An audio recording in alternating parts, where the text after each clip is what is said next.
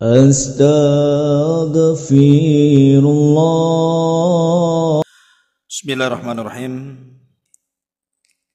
Assalamualaikum warahmatullahi wabarakatuh. Alhamdulillah wassalatu wassalamu ala Rasulillah wa ala alihi wa sahbihi wa mawalah. Wala haula wala quwata illa billahi wa ba'du. Ma'asyiral muslimin, alhamdulillah pada malam hari ini kita kembali bisa bermajelis ilmu walaupun lewat Instagram dan juga Facebook, dan masih meneruskan kajian kita, masih membahas tentang a'immatul huda, ulama-ulama yang sangat berjasa dalam Islam. Dan malam ini kita akan membahas satu ulama besar yang dikatakan oleh para ulama sebagai Amirul Mukminin fil hadis.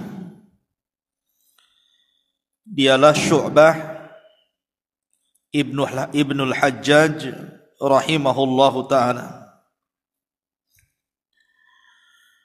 Ma'asyiral muslimin yang dimuliakan Allah Azza wa Jalla, Syu'bah ini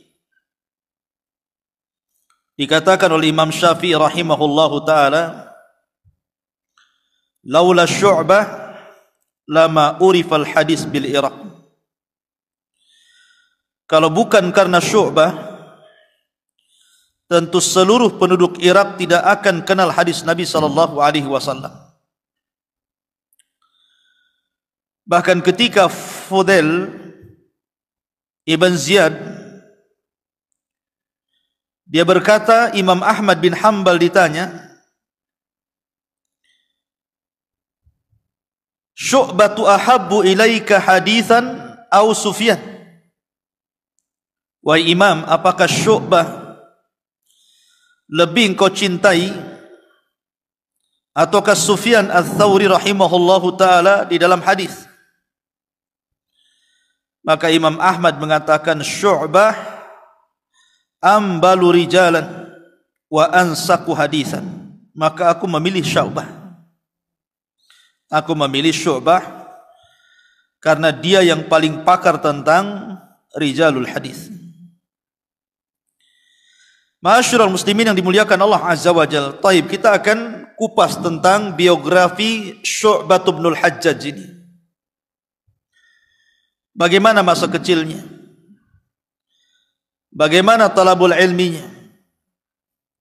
Siapa guru-gurunya? Bagaimana akhlak ibadah, zuhud dan wara'nya? Dan bagaimana meninggalnya? Subhanallah, dari sekian ulama yang saya kisahkan kepada antum semuanya, dari awal kita membahas tentang siapa Imam Bukhari, Muslim, Tirmidzi, Abi Dawud, yang paling menarik saya kaji adalah kisahnya Syu'bah ini. Menarik sekali, sangat menakjubkan. Banyak pelajaran yang kita bisa petik dari kisah Syu'bah Ibn Hajjaj ini. Ma'asyiral muslimin yang dimuliakan Allah Azza wa Jalla, Syu'bah ini ketika usia 2 tahun ayahnya meninggal dunia, sehingga kemudian yang merawat Syu'bah ini adalah ibunya. Dan subhanallah, dia memiliki ibu yang salihah, yang cinta dengan ilmu. Dan Syu'bah ini hidup dalam kefakiran luar biasa, fakir sefakir-fakirnya, miskin semiskin-miskinnya. Tetapi ibundanya Syu'bah itu dicintakan dengan ilmu luar biasa. Walaupun dia bukan ulama yang cerdas dalam agama, tapi dia cinta dengan ilmu. Makanya akhirnya ketika Syu'bah berusia 4 tahun,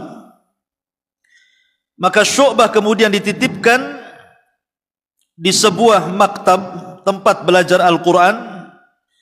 Dan dalam waktu yang sangat singkat, dari usia 4 tahun, 2 tahun setelahnya 5 dan 6 tahun dia sudah hafal Quran. Jadi usia 6 tahun Syu'bah itu sudah hafal Quran. Lah di zaman itu ada seorang ulama yang menggabungkan antara ilmu dan dunia. Dia seorang pedagang hebat namanya Mis'ar ibn Kidam. Ada seorang ulama alim besar, seorang thiqah. Mis'ar ibn Kidam seorang alim, zahid, wari, qawwam, sawwam. Semua ibadah dilakukan. Tetapi betul-betul dia pun orang kaya. Dia kaya, pedagang sukses dan juga ulama. Mis'ar ibn Kidam ini. Ketika Mis'ar ini melihat ada kecerdasan dari Syu'bah kecil ketika usia 6 tahun. Anak ini cerdas sekali. Ya. Kemudian ditelusuri anak siapa ini. Rupanya dia anak seorang wanita yang sangat fakir, miskin. La malalaha, tidak ada harta, wala jah, tidak ada kehormatan. Datanglah Mis'ar. Kemudian ke rumah ibunya Syu'bah ini. Tiba-tiba dia mengatakan kepada ibundanya, bagaimana kalau kulamar dirimu? Jadilah kau jadi istriku. Kata ibunya Syu'bah ini mengatakan, wahai tuan, wahai Mis'ar, saya ini orang miskin, orang fakir. Pantaskah saya menikah dengan kamu? Dan yang kedua yang saya takutkan, kalau seandainya saya menikah dengan kamu, saya tidak bisa merawat Syu'bah.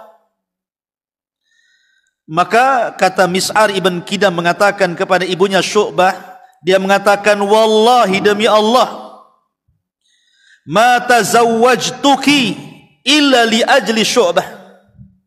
Demi Allah, aku tidak menikahi dirimu kecuali karena anakmu ini. Kalau bukan karena Syu'bah, ngapain saya nikah sama kamu? Itu maksudnya. Karena dia melihat anak ini bukan anak biasa, ini anak ajaib ini. Umur 6 tahun sudah hafal Quran dan sudah banyak hafalan tentang hadis-hadis Nabi SAW. Jadi Mis'ar ini seorang ulama di zamannya, ulama besar, ingin mendidik Syu'bah dengan cara apa? Menikahi ibunya. Itu namanya apa? Kafilul yatim. Kata Nabi SAW, ana wa kafilul yatim fil jannati kahataini. Saya dan orang-orang yang mengkafil anak yatim seperti ini di sorga. Kata para ulama, mengkafil anak yatim ada 2 cara. Pertama, mengambil anak yang belum baligh itu dari anak yatim, kita ambil, kita kasih makan, kita sekolahkan, setelah balik kita kembalikan. Yang kedua, nikahi ibunya. Maka Anda menjadi bapak angkat daripada anak yatim itu. Dan itu yang paling afdal, menikahi ibu si anak yatim itu. Baru disebut kafil namanya. Sebagaimana Nabi SAW menikahi siapa? Menikahi Ummu Salamah. Padahal Ummu Salamah itu tidak pernah mencintai kecuali Abu Salamah. Ketika habis masa iddahnya saja, laki-laki mana saja melamar Ummu Salamah ditolak. Karena dia mengatakan, saya tidak pernah melihat laki-laki terbaik melebihi Abi Salamah. Tiba-tiba ketika Nabi SAW yang melamar, beda pula. Karena tidak ada yang lebih baik daripada Rasulullah. Mau ngomong Abi Salamah lebih baik kan gak mungkin. Kan itu. Tapi dia punya alasan, ya Rasulullah, anak-anakku banyak, semuanya masih kecil-kecil. Dan aku wanita pencemburu. Tidak mungkin aku dipoligami. Maka Nabi SAW mengatakan, adapun anak-anakmu, anak-anakku. Lihat, kalau menikahi ibunya, ambil pula anaknya. Jangan pula ingin ibunya tak mau anaknya. Kan itu. Adapun anak-anakmu, anak-anakku. Adapun cemburumu, aku akan berdoa kepada Allah Azza wa Jalla, semoga Allah Subhanahu wa taala menghilangkan cemburumu. Ini doa sampai hari ini saya cari nggak dapat. Untuk menaklukkannya. Nanti saya jual sama antum. 1 juta. Ma'asyiral muslimin yang dimuliakan Allah Azza. Intinya bahwa Mis'ar ibn Kidam ini akhirnya kemudian menikah dengan Ummu Syu'bah ini karena melihat Syu'bahnya. Dan subhanallah, Allah takdirkan dari pernikahan kedua menikah dengan Ummu Syu'bah, lahirlah dua anak laki-laki, saudara daripada Syu'bah seibu. Tapi memang namanya rizki itu kan yu'tihillahu man yasha, diberikan Allah bagi siapa yang dikehendakinya. Syu'bah ini diberikan rizki ilmu, betul-betul membidangi ilmu, menjadi seorang hafidh, alim, zahid, jadi ulama dunia. Tapi saudaranya, walaupun bapaknya ulama, Mis'ar ibn Kidam justru jadi pembisnis, dari jadi ulama. Begitulah Allah memberikan karunia kepada siapa yang dikehendakinya. Ma'asyiral muslimin yang dimuliakan Allah Azza wa Jalla, La Syu'bah ini sangat mencintai Mis'ar ibn Kidam ini. Jadi setelah ibunya menikah dengan Mis'ar, kan kehidupannya terangkat derajatnya. Karena Mis'ar ini orang kaya.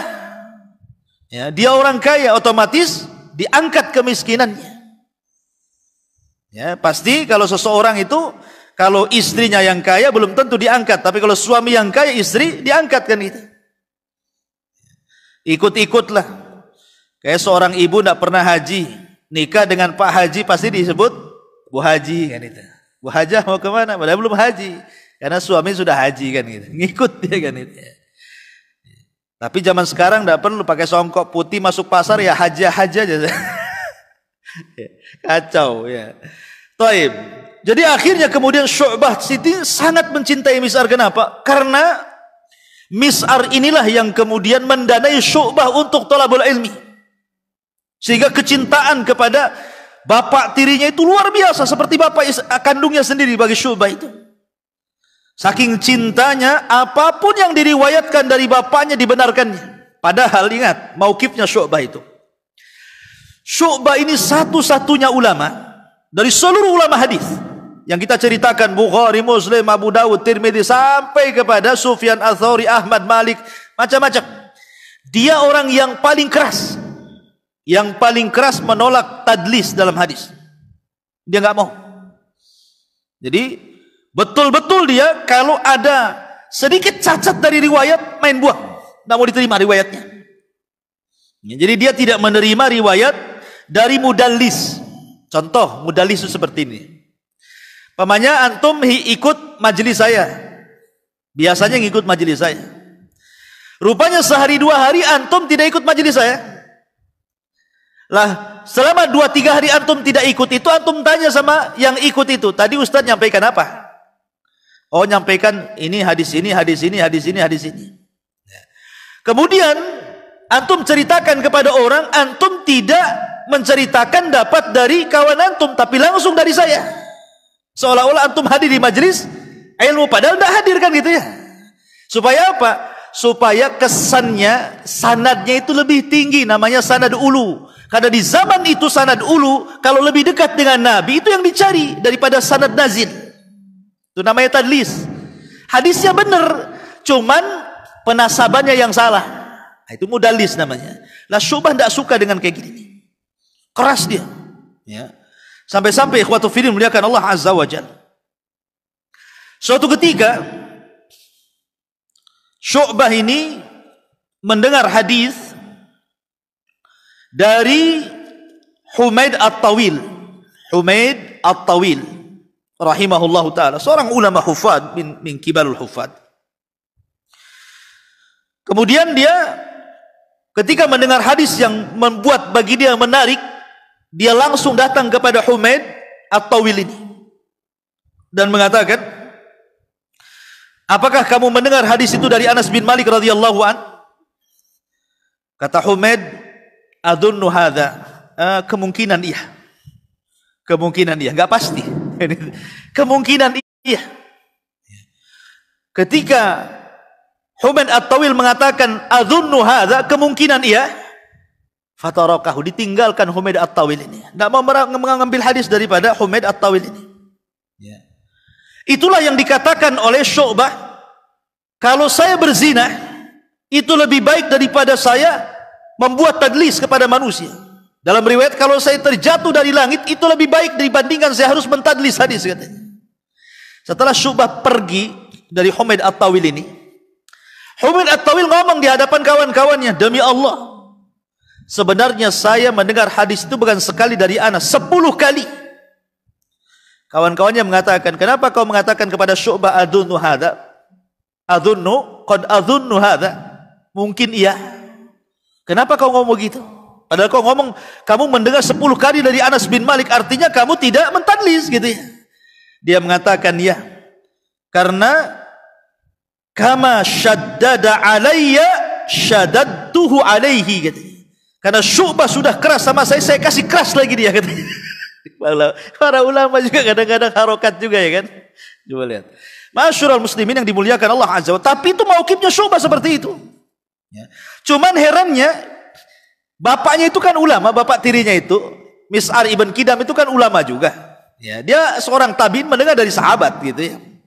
Jadi muridnya Syu'bah ini ngomong sama Syu'bah ini, ya Syu'bah, bagaimana menurutmu tentang Mis'ar ibn Kidam, ayah tirimu itu? Dia meriwayatkan begini dan begitu. Ya.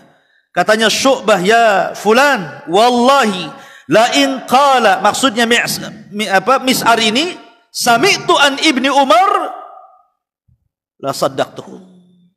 Kalau seandainya bapak tiriku mengatakan aku mendengar an, kalau sudah an ini lain kan dengan akhbaroni, haddatsani, akhbarana, haddatsana. Kalau sudah an-anah ini maksudnya tadlis di situ. Ya, dalam ilmu hadis itu an-anah di situ. Tapi dia mengatakan kalau usus bapakku katanya, usus Mis'ar ini, kalau dia mengatakan aku mendengar dari Ibnu Umar, aku benarkan kata-katanya 100% katanya. Lain pula dia sama bapaknya gitu ya. Kenapa? Karena cintanya Syu'bah kepada ayahnya. Tapi bagi orang lain dia tidak suka. Keras Syu'bah Ibn Hajjaj ini. Ma'asyiral muslimin yang dimuliakan Allah Subhanahu wa taala. La Syu'bah Ibn Hajjaj ini dikenal memang sawaman qawaman, memang ahli puasa. Sampai dikatakan kana yusumu dahra, dia puasa setiap hari. Sampai-sampai dikatakan hilang dagingnya, tinggal kulit terbalut tulang saja, saking kurusnya. Ceking gitu kan. Ya, saya puasa terus. Dan dia ahli qiyamul lail, dia tidak pernah tidur kecuali di masjid. Pulang itu makan kembali lagi. Sampai seperti itu kehidupannya karena dicintakan dengan ilmu yang luar biasa, ajib luar biasa. Sampai-sampai karena kecerdasan siapa Syu'bah ini, banyak teman-teman sejawatnya seperti Sufyan Ats-Tsauri, kemudian Imam Malik, Sufyan Ibnu Uyainah itu mengambil riwayat tuh. Ini kan kawannya semua tuh. Dan ulama mengatakan di zaman itu ada ulama yang diperhitungkan keilmuannya. Pertama Syu'bah, yang kedua Sufyan Ats-Tsauri, yang ketiga Malik ibn Anas. 3 orang ini kalau sepakat berarti sahih lah itu. Ya, sudah kuat kata-katanya itu pendapatnya. Kalau 3 orang ini sepakat dalam satu pendapat, pendapat itu sudah sangat kuat sekali, nggak bisa dibantahkan. Ya, jadi Syu'bah ini sejajar dengan 3 manusia ini yang sangat mulia, Sufyan Ats-Tsauri, Malik ibn Anas atau Imam Malik Imam Darul Hijrah. Dan demikian pun dia sangat cinta dengan fuqara wal masakin. Kenapa? Karena teringat dengan ibunya dulu. Ibunya itu dulu kan miskin sekali, sak miskin-miskinnya, tapi diangkat derajat karena dirinya oleh Mis'ar ibn Kidam, akhirnya jadi kaya. Sehingga tertanam perasaan cinta kepada orang-orang miskin, sampai dikisahkan. Kalau saya waktu di Yaman, orang Yaman itu ngemis bukan kayak orang kita gini. Ya, orang Yaman itu kalau ngemis di masjid. Jadi habis sholat, gitu ya. Habis sholat nanti salah satu jamaah itu berdiri. Ya. Assalamualaikum warahmatullahi wabarakatuh. Anak saya di rumah sakit, butuh biaya 5 juta, tolong bantu saya. Semoga Allah menjaga kalian, melindungi kalian. Tuh duduk, ngampar, sorbannya dibuka, diampar. Nanti jamaah itu habis sholat sunnah datang, enceleng, 1 real, 1 real, 1 real. Begitu. Di Yaman tuh kalau ngemis ke masjid. Kalau kita kan gak ya, pengemis lampu merah. Ngemisnya di lampu merah kalau di sini ya. Di sana di masjid, kalau habis sholat, 1 orang ngomong butuhnya apa, habis itu duduk, serbannya dibentang, nanti nunggu sampai selesai ada orang. Udah penuh itu real sama isinya. Begitu ngemisnya orang sana. Nah, mau coba antum? Kan belum ada tuh ngemis kayak gini di Indonesia kan, biasanya ngemisnya lain pula di Indonesia ya. Dan orang sana kalau ngemis ngedoakan dulu. Ya, jadi sebelum minta itu kita didoakan, semoga Allah menjaga kamu, melindungi kamu, diberikan rezeki yang luas. Soal dikasih atau enggak terserah, tapi doanya dulu. Kalau kita minta dulu, kalau dikasih didoakan, kalau tidak dikasih dilaknatnya kan gitu ya. Artinya bahwa orang sana itu karim. Ya. Lah, ini kebiasaan kembali ke sirah. Jadi Syu'bah ini saking cintanya dengan orang miskin itu, kalau ada orang miskin hadir di majelis dia, kemudian dia berdiri dan meminta sesuatu, maka Syu'bah akan diam, tidak mau menceritakan hadis. Diam sampai ada jamaah yang nolong dia. Ya. Kalau sudah ada jamaahnya, murid-muridnya menolong dia, ya, maka baru dia menceritakan hadis. Tapi kalau tidak ada, maka Syu'bah akan diam dan tidak akan meriwayatkan hadis kepada murid-muridnya. Sampai suatu ketika dijelaskan bahwa Syu'bah ini sedang meriwayatkan sebuah hadis, hendak mengajar di masjid beliau, tiba-tiba ada pengemis berdiri ngomong, saya butuh ini. Kemudian Syu'bah diam dengerin saja. Habis itu langsung duduk. Harusnya kan jangan duduk sampai dia dikasih kan gitu ya. Langsung duduk pengemis ini. Jadi Syu'bah kemudian ngomong sama orang-orang, kenapa kalian biarkan dia duduk? Maksudnya kenapa kalian nggak bantu dia gitu maksudnya. Maka orang-orang mengatakan, ya guru, bahwa dhamina lahu Abdurrahman ibn Mahdi an yu'tiya ba'da darsi, bahwa dia sudah dijamin oleh Abdurrahman ibn Mahdi dan akan diberikan uang nanti setelah pelajaran. Kalau ndak gitu, kamu ndak ngajar-ngajar kata. Gara-gara orang meminta ini, gara-gara ini jadi telat kau tidak boleh meriwayatkan. Karena Syu'bah ini dia kalau sudah ngomong cepat, orang-orang itu nulis cepat banget, kalau terus saja ngalir gitu. Jadi fawaidnya itu dapat banyak. Jadi sayang, semenit 2 menit saja bagi mereka sayang, hilang begitu saja gitu. Taib. Kemudian juga Syu'bah, masyaallah muslimin yang dimuliakan Allah Azza wa Jalla, sangat mencintai dua saudaranya. Karena bagaimanapun ketika ibunya meninggal, kemudian ayah tirinya meninggal, yang banyak membantu kehidupan thalabatul ilminya itu adalah kedua saudaranya yang jadi pedagang tadi. Jadi suatu ketika salah satu saudaranya ini berbisnis rugi, kemudian kena masalah, masuk penjara. Akhirnya Syu'bah ini kan dekat dengan Salatin, dekat dengan Sultan, dekat dengan kerajaan bagi Syu'bah ini, Abu Ja'far Al-Mansur ketika itu. Jadi kita tahu bahwa Abu Ja'far ini walaupun dia keras gitu ya, tapi dia cinta ulama. Dia bagaimana caranya ingin mendekati ulama, tapi ulama menjauh dari dia, menjauh dari penguasa. Jadi suatu ketika Syu'bah ini memang betul-betul butuh penguasa untuk melepaskan saudaranya dari penjara. Ketika dia mendengar bahwa Syu'bah meminta pertolongan kepada Abu Ja'far Al-Mansur ini, wah, Abu Ja'far senang. Ah, kau datang ke sini katanya. Karena dari dulu ingin dekat dengan ulama. Ya. Rupanya ulamanya datang sendiri ke istana kan itu ya. Kemudian akhirnya bincang-bincang ditolong. Dan ketika itulah Syu'bah dihormati oleh khalifah. Bahkan dia dikatakan, siapapun yang macam-macam dengan agama ini, wahai Syu'bah, kau laporkan saja, aku penjarakan dia. Wah, dapat rekomendasi dia. Bayangkan. Sampai suatu ketika, ikhwan, ada seseorang yang memalsukan hadis Nabi. Memasukkan hadis Nabi. Maka kemudian dia pun ancam dan mengatakan, kalau kau tidak berhenti, kulaporkan kepada khalifah biar kau dipenjara katanya. Jadi ampuh cara begitu. Orang-orang takut kepada Syu'bah akhirnya. Tidak berani kemudian untuk memalsukan hadis Nabi SAW sampai suatu ketika, ikhwan, ada satu kasus, memang namanya ulama itu seperti Syu'bah ini diuji dengan kelakuan orang-orang wu'ad. Wu'ad itu artinya ahli nasihat.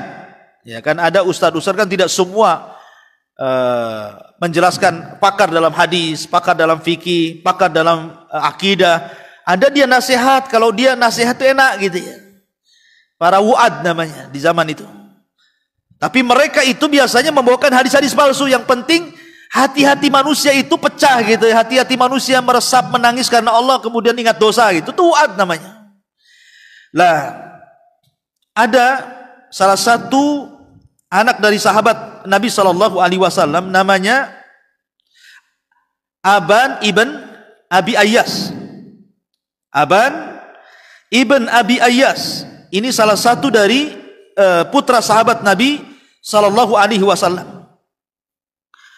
Lah Aban ini seorang wu'ad. Dia kalau sudah ngasih nasihat itu luar biasa, tercengang orang. Karena terkadang di zaman itu memang suka dengan hadis Rasul, kadang-kadang tidak meneliti hadis ini palsukah, hadis ini sahihkah, tidak peduli, yang penting mantap. Kayak di zaman sekarang lah ya. Ya, banyak kemudian seorang ustadz itu meriwayatkan hadis maudhu, hadis palsu tentang kiamat, orang tercengang semua. Kayak itulah persis. Ya.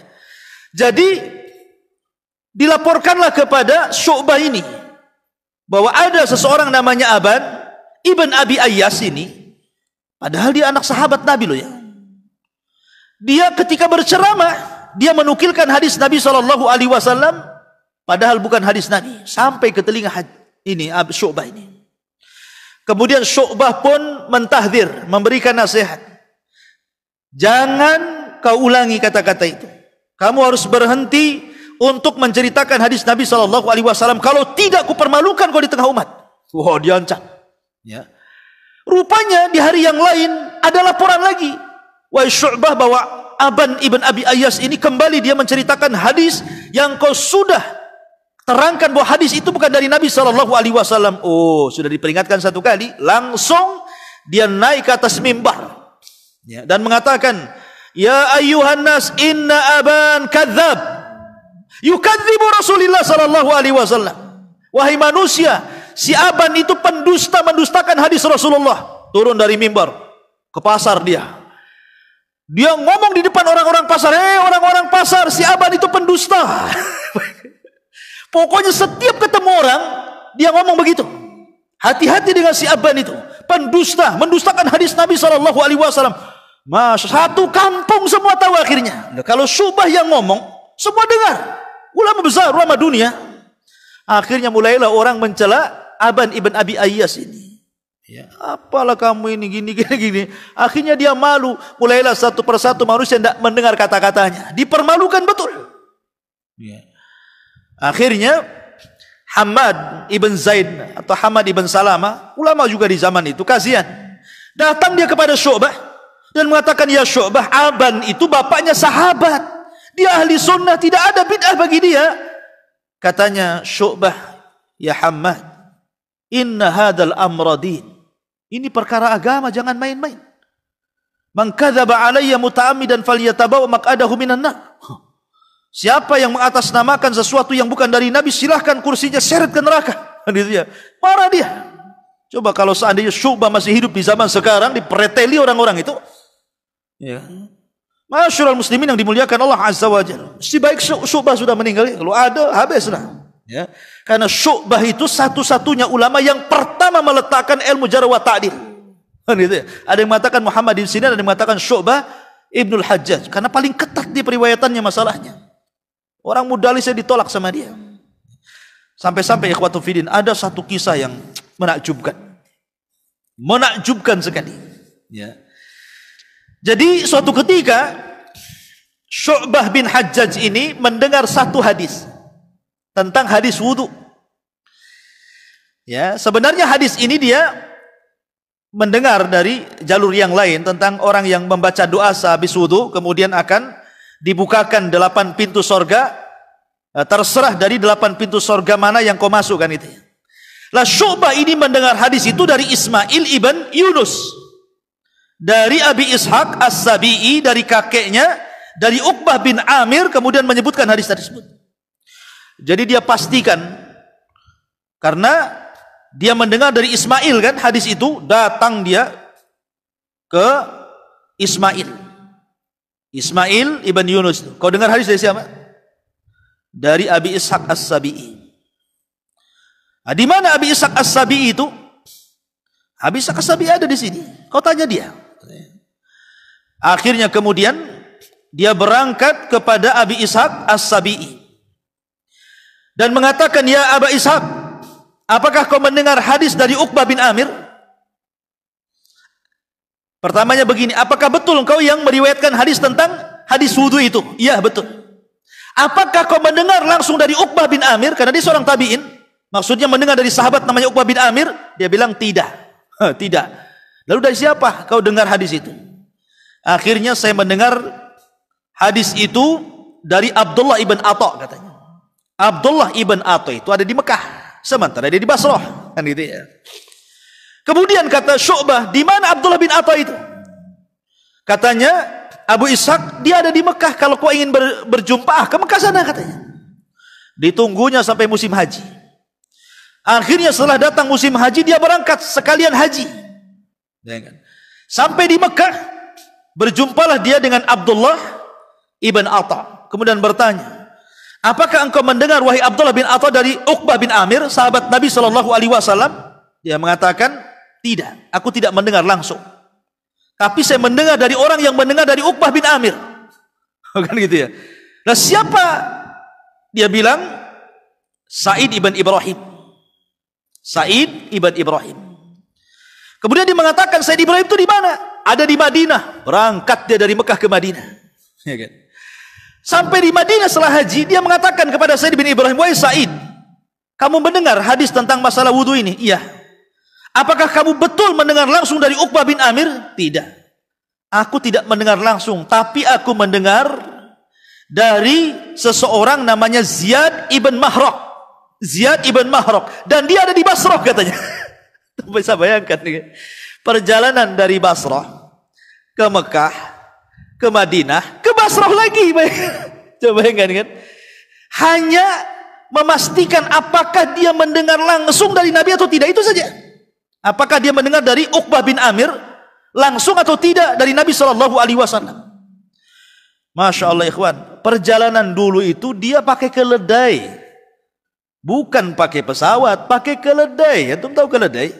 Dari Basrah ke Mekah pakai keledai, cemana tuh? Belum lagi dari Mekah ke Madinah, dari Madinah balik lagi ke Basrah. Sampai di Basrah berjumpalah dengan Ziyad ibn Mihraq ini. Engkau mendengar hadis tentang wudu wahai Ziyad ibn Mihraq? Ya. Engkau mendengar langsung dari Uqbah? Tidak katanya. Tidak juga katanya kan. Lalu kau dengar dari siapa katanya? Aku tidak akan menjawab. Kenapa tidak jawab? Saya lihat pakaianmu pun dengan debu, wajahmu kusut. Aku mandi dulu, kau berwudu, kau rapihkan, kau baru datang sama saya. Akhirnya kemudian dia pun mandi, berwudu, namanya perjalanan jauh kan itu ya. Sudah rapi, sudah oke, sudah harum, baru dia datang kepada Ziyad ibn Mihraq ini. Sekarang ceritakan dari mana kau dapat hadis itu? Kemudian katanya Ziyad bin Mihraq, aku dapat hadis dari Sahru ibn Hawran. Ibn Hawran an Abi Raihanah an Uqbah ibn Amir. Langsung ketika itu lemes. Syu'bah nggak ada tenaga lagi, langsung lunglai. Kenapa? Karena Syahr ibn Hawran dan Abu Raihanah itu keduanya rawi yang dhaif. Jadi capek-capek keliling-keliling, ujung-ujungnya hadisnya dhaif. Disangkanya hadis itu sahih, dia ingin mendapatkan hadis itu gitu kan. Rupanya ujung-ujungnya hadis itu diriwayatkan dari Syahr ibn Hawran dan Abi Raihanah. Langsung lemas dia, ada dua orang dhaif itu katanya. Buat apa saya keliling dunia cari satu hadis, ujung-ujungnya hadisnya dhaif katanya. Para ulama kayak gitu ya. Syu'bah bin Hajjaj luar biasa. Mana kita belajar kayak gitu? Gak peduli mau dhaif mau antam aja, pokoknya menarik. Banyak yang nonton, YouTuber, gitu aja. Ya. Masyarul muslimin yang dimuliakan Allah Azza wa Jalla. Kemudian yang menarik lagi adalah Syu'bah ini suatu ketika pulang dari masjid. Jadi suatu ketika itu malam dingin banget. Malam itu dingin karena dia kan suka sholat malam. Jadi ba'da isya itu sudah ekstrim tuh. Dia nggak tahan di masjid. Akhirnya dia ingin pulang. Diambilnya keledainya, dia pulang.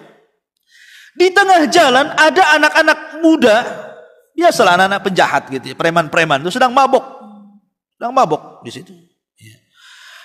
Tetapi orang-orang itu kenal Syu'bah, walaupun mereka sebagiannya kenal dan menghormati, tapi sebagian yang lainnya kurang ajar. Salah satunya adalah Al-Imam Al-Qa'nabi namanya. Al-Imam Al-Qa'nabi rahimahullahu ta'ala. Ingat, Imam Qa'nabi ini adalah seorang ulama, kelak akan jadi ulama, dan beliau tobat gara-gara mendengar hadis dari Syu'bah kan. Jadi Qa'nabi ini mabok dia. Namanya anak-anak muda lagi kumpul-kumpul, lagi mabok. Syu'bah ini dari masjid pulang ke rumah pakai keledai. Di tengah jalan dicegat sama kok Nabi itu. Ya. Kamu mau kemana? Orang mabok. Tiba-tiba Syu'bah diam saja. Karena diam, ditariklah keledainya dan mengatakan, man ant? Siapa kamu? Orang-orang kawan-kawannya sudah paham. Kok Nabi dia Syu'bah. Ya, tinggalkan. Dia Syu'bah, orang alim itu, orang ahli ibadah. Ngapain kau tarik-tarik keledai gitu bahasa kita. Tapi namanya orang mabuk gak peduli dengan kawan-kawannya. Tetap saja dia mengatakan, man ant? Siapa kamu? Kata Syu'bah, ana Syu'bah. Wa ma wadifatuk? Apa kerjaanmu? Interogasi pula dia. Al-hadis. Saya mengajarkan hadis Nabi SAW. Kau bekerja mengajarkan hadis? Mengajar hadis? Kalau gini, hadis ni an Rasulillah. Kalau gitu, ceritakan hadis Nabi. Nabi SAW. Orang mabuk dulu dengan orang mabuk sekarang beda kan? Orang mabuk dulu minta hadis. Orang mabuk sekarang, botolnya mana lagi kan gitu. Jadi beda tuh. Orang dulu, mana? Kalau kamu memang pengajar hadis, kasih hadis saya. Syu'bah diam. Ya, karena Syu'bah nggak tertarik ngapain memberikan hadis kepada orang mabuk, ya kan? Akhirnya marah kok Nabi, diambil itu pisau, kemudian langsung ditodongkan. Kau kasih hadis atau kau tusuk katanya? Kaca minta hadis maksa dia. Kau kasih hadis atau kau tusuk katanya? Akhirnya karena juga terancam nyawanya, akhirnya kemudian Al-Imam Syu'bah rahimahullahu taala terpaksalah dia kemudian menceritakan hadis Nabi sallallahu alaihi wasallam. Jadi dia mengatakan di hadapan imam kepada kok Nabi itu, haddatsani qala haddatsani Mansur an Rib ibn al-Hirash an Abi Mas'ud al-Badri qala an-nabiy sallallahu alaihi wasallam, inna mimma adrakan nas min kalami nubuwatil ula idza lam tastahi fasna ma syi'tah, katanya. Dia mengatakan, kata Syu'bah, telah menceritakan kepadaku Mansur, telah menceritakan kepada Mansur Rib'i ibn Hiras dari Abdullah bin Mas'ud al-Badri dari Nabi SAW, di antara perkataan para nabi terdahulu adalah, apabila kau tidak punya malu, lakukan sesukamu. Hadisnya begitu. Kalau kau tidak punya malu, lakukan sesukamu, katanya. Terdiam kok Nabi. Dilemparnya pisau, pergi dia pulang. Lagi mabuk tuh. Ya. Pulang, langsung kemudian masuk ke rumahnya. Satu malam suntuk dia menangis. Besoknya dia ngomong sama ibunya, Bu, saya ingin seperti Syu'bah, katanya. Anak nakal nih. Tiba-tiba dia mengatakan, saya ingin seperti Syu'bah. Kata ibunya, kalau ingin seperti Syu'bah, belajar sama Syu'bah sana. Aku malu. Semalam aku mau tusuk dia, aku pula diceramai dia. Aku mau orang alim lagi yang lain. Tunjukkan kepadaku selain Syu'bah, wahai ibu. Dicarinya informasi sama ibunya. Rupanya, kata ibunya, saya mendengar tetangga bercerita, di Madinah ada orang alim dunia, namanya Malik bin Anas. Berangkat kau sana. Berangkatlah Imam Nabi ini. Kemana? Ke Madinah. Akhirnya dia bermajlis di Imam Malik 30 tahun tidak pulang. Di Masjid Nabawi belajar kepada Anas bin Malik, Imam Malik bin Anas. Akhirnya dia jadi murid khususnya Imam Malik ibn Anas. Bahkan kitab Muwatta yang paling sahih adalah dari jalur Qa' Nabi. Dari jalur Qa' Nabi, ya. Jadi dari jalur Qa' Nabi ini namanya bukan Qa' Nabi, Abdullah ibn Maslamah namanya itu, ibn Qa'nab itu kakeknya dinasabkan kepada kakeknya, namanya Abdullah bin Salamah. Jadi riwayat yang paling sahih tentang Muwatta itu dari jalur Abdullah bin Salamah, namanya Qa'nab, karena dia berguru kepada Imam Malik 30 tahun. Setelah 30 tahun, semua sanad Muwatta'nya dia ambil, dia pun ingin pulang, ingin belajar kepada Syu'bah. Kenapa? Karena Imam Malik selalu memuji Imam Syu'bah. Jadi dia menyesal, kenapa aku jauh-jauh ke Madinah, di kampungku ada Syu'bah kok, bahasanya seperti itu. Pulanglah dia, rupanya Syu'bah sudah meninggal. Gak sempat dia berjumpa dengan Syu'bah.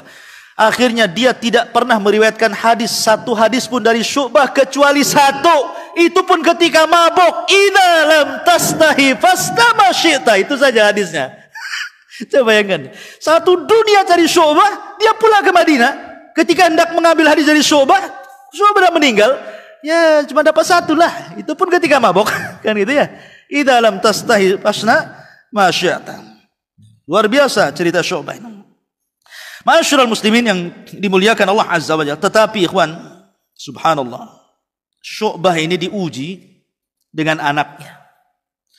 Walaupun dia ulama dunia, ulama yang meletakkan jarh wa ta'dil, ulama yang dikenang apabila disebutkan hadis maka kita teringat dengan Syu'bah. Seolah-olah Allah menciptakan Syu'bah itu untuk hadis Nabi memang. Ya. Tapi Allah memang uji dia. Ketika dia menikah dengan istrinya, dan ingat, orang yang menikah dengan ahli hadis siap-siap kecewa. Karena pasti tidak akan direken istrinya. Ya kan? Jadi orang yang menikah dengan ahli hadis itu pasti kecewa. Harus sabar dia, kenapa? Karena dia lebih mencintai ilmu daripada istrinya. Jadi Allah takdirkan punya anak satu. Akhirnya anak itu dikasih nama Sa'id. Alasannya Sa'id itu artinya kan orang yang bahagia. Jadi Syu'bah ini memberi nama anaknya Sa'id untuk membahagiakan ibunya. Maka Sa'id ditumbuh sampai remaja, sampai dewasa. Cuman karena Syu'bah ini sibuk mengajar, kurang perhatian kepada anaknya, akhirnya insaraf, anaknya ini justru memilih kehidupan nakal. Bergaul dengan orang-orang mujrim, dengan orang jahat. Ya, akhirnya jadi jahat. Memusuhi bapaknya itu. Jadi kalau Syu'bah ini lagi ngaji begini, datang dia anak ini maki-maki bapaknya. Sampai kadang nunduk malu Syu'bah itu. Memang Allah uji seperti itu. Ya. Sampai-sampai Syu'bah ini mengatakan, demi Allah, asmaituhu sa'idan liusa'iduni fa'asqani, dia mengatakan. Aku beri nama anakku Sa'id, orang yang bahagia untuk membahagiakan diriku. Alih-alih dia mencelakakan aku, katanya. Bayangkan ya. Hidayah ikhwan. Walaupun ayahnya ulama besar, ulama dunia, tetapi hidayah itu milik Allah Azza. Allah uji dengan anaknya coba. Sampai akhirnya meninggal dunia Syu'bah dan anak tetap seperti itu. Ya. Wallahu a'lam bishawab. Sudah isya. Kita tutup. Subhanakallah bihamdika, asyhadu an la ilaha illa anta astaghfiruka wa atubu ilaik. Allahu ta'ala alam. Assalamualaikum warahmatullahi